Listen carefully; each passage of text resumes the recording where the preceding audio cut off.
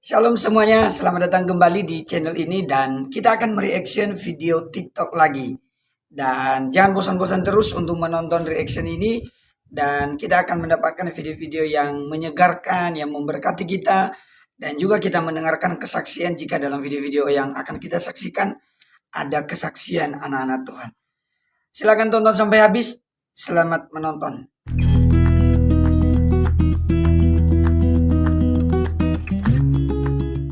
Sudah mau memasuki pertengahan bulan. POV awal bulan baju terima gaji, oke?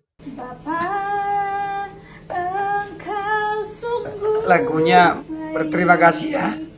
kasih-Mu melimpah.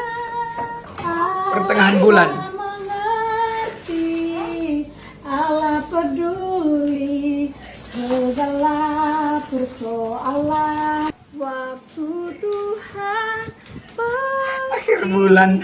yang terbaik, walau kadang ku pandang wajah-Mu dan Saldo rekening 15.000 ya. pertolonganku datang. Ya, dari video ini kita dapat melihat memang kakak ini sebenarnya ini sebuah gimmick aja ya untuk dia. Tapi sebenarnya ini menjadi realita juga dalam kehidupan orang-orang percaya. Jadi di awal bulan atau ketika mendapatkan berkat, mereka menjadi seorang yang luar biasa berterima kasih. Tetapi ketika sudah mulai bergeser dan hingga pada akhirnya akhir bulan dan tadi saldonya sudah nggak ada lagi tinggal 15.000, ya lagunya berbeda. Ya, tanpa kita sadari mungkin kita ada di posisi seperti itu. Ya, kita langsung saja, ini dari akun Alfi Demoma. Siraman rohani dari pengkhotbah cilik. Ketika kita bubuk, Tuhan melihat. Wah, anak kecil khotbah. Tuhan gak pernah bubuk. Tuhan selalu setiap hari melihat kita di surga. Kalau kita sudah mati, kita bisa sama Tuhan yang ada Bapa di surga.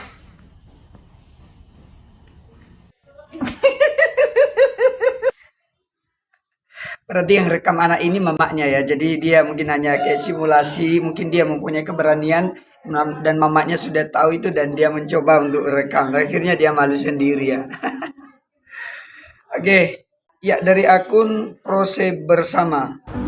Shalom Prose semua, Bersama. hari ini ada pesan firman Tuhan melalui keteladanan Ayub, di mana Ayub ketika menghadapi sebuah penderitaan, dia sangat taat kepada Tuhan. Bagaimana dengan kehidupan kita? Apakah ketika masalah datang, apakah kita lemah atau kita tetap Ini renungan ya.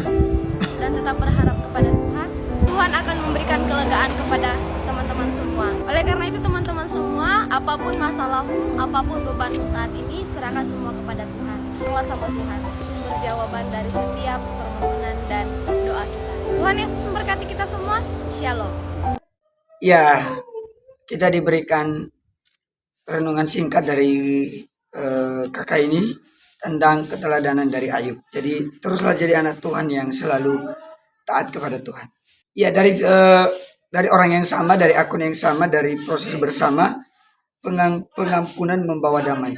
Shalom, hari ini ada pesan firman Tuhan untuk kita semua, yaitu tentang kebebasan dalam pengampunan. Ketika kita mengampuni, kita melepaskan beban dari hati kita. Kebencian dan dendam meracuni jiwa kita. Tetapi pengampunan itu membawa kedamaian.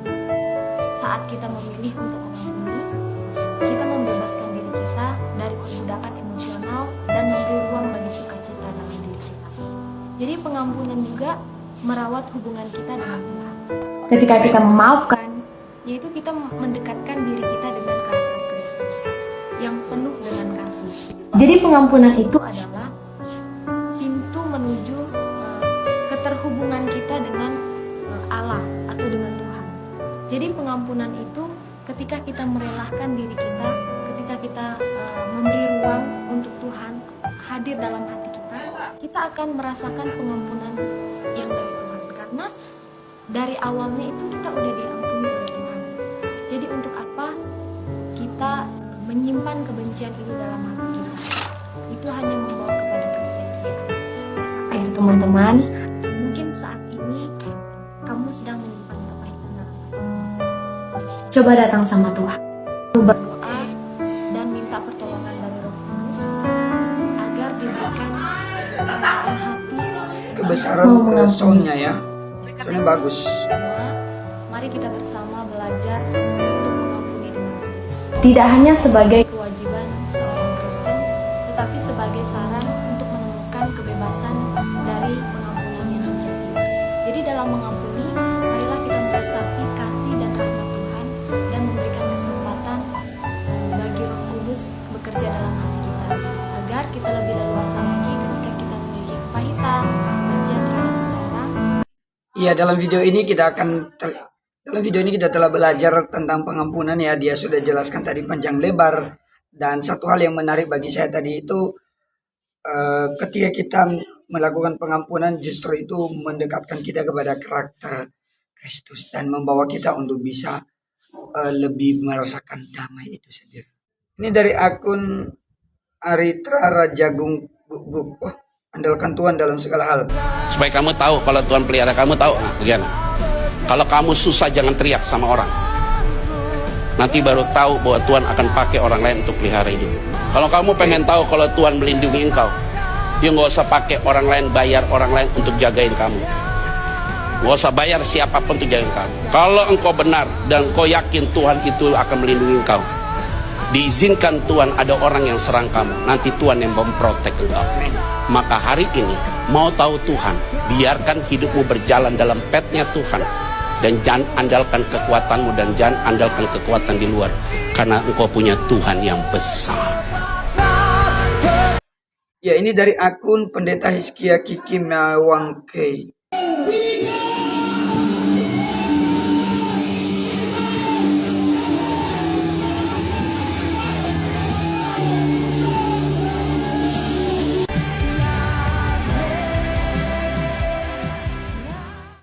Silakan kalian komen di kolom komentar ya pendapat kalian tentang video ini. Oke, dari akun Klar, serahkan khawatirmu kepada Tuhan, maka Ia akan memelihara engkau. Tidak untuk selama-lamanya dibiarkan orang benar itu goyah. Mazmur 55 ayat 23. Kalau orang-orang sekitar nggak ada yang peduli sama kalian, tenang aja. Soalnya Allah mengerti, Allah peduli segala persoalan yang kita hadapi. Takkan pernah dibiarkannya ku bergumul sendiri, sebab Allah mengerti. Sunday. Ya, Tuhan Yesus memberkati Kakak Klar namanya ini mungkin. Ini dari akun Sabrina, udah multimedia orangnya di belakang layar jomblo pula lah.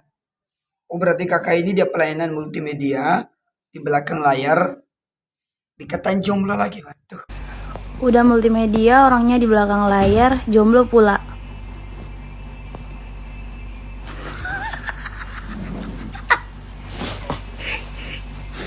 Kak, tenang. Tanpa multimedia, kami yang gak hafal lagunya juga gak akan bisa nyanyi, Kak. Jadi, multimedia tuh penolong yang tidak terlihat gitu. Jadi, berbahagialah engkau yang bekerja di belakang layar ya. Tuhan memberkati. Menurut saya justru semua jenis pelayanan itu tidak ada yang lebih bagus, lebih berharga, lebih wow, atau gimana, atau lebih istimewa. Semua yang dinamakan ketika dia pelayanan, itu pelayanan.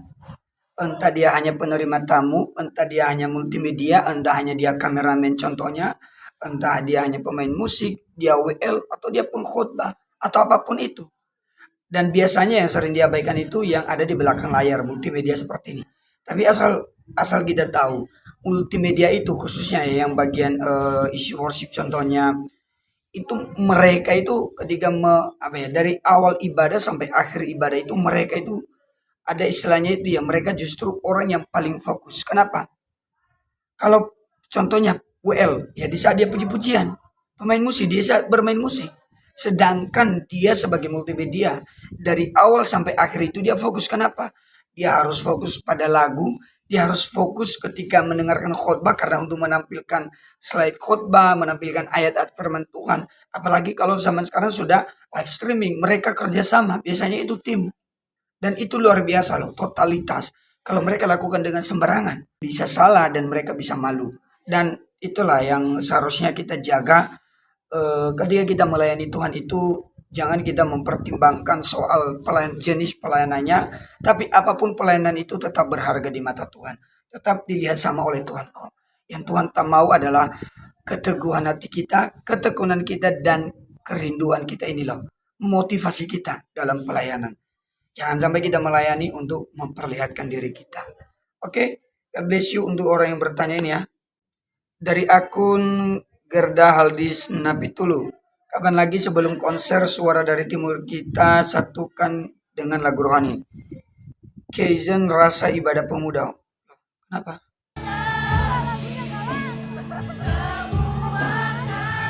Loh. Oh berarti ini di kayak cafe gitu ya? Kaizen Coffee.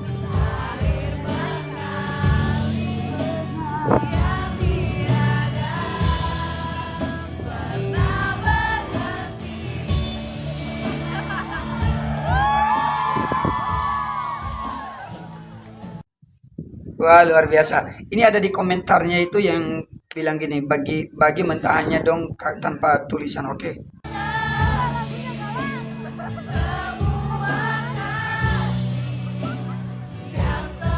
Sama aja kan?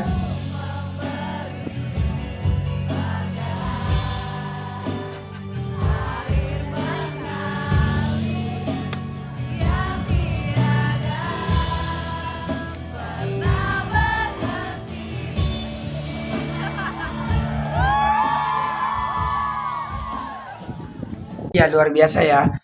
Kalau di tongkrongan anak muda itu, entah di kafe, entah di tempat umum, kalau ada nyanyi lagu rohani begini saya senang sebenarnya. Kenapa? Secara pribadi, bagi saya itu walaupun itu lagu rohani, kenapa sih kita nggak bisa bebas untuk menyanyikan lagu itu di tempat dimanapun? Dan di beberapa kota tertentu ya yang toleransinya itu tinggi ya, nyanyikan lagu rohani itu di tempat umum itu sebenarnya hal biasa.